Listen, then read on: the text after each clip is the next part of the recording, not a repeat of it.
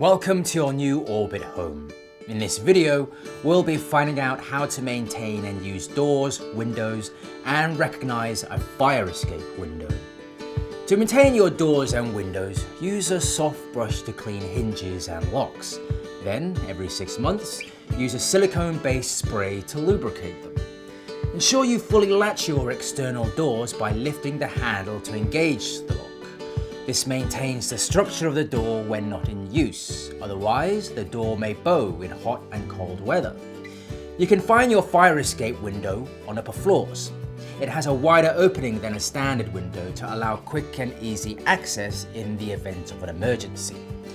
Thanks for watching. If you have any further questions, please contact our customer care team.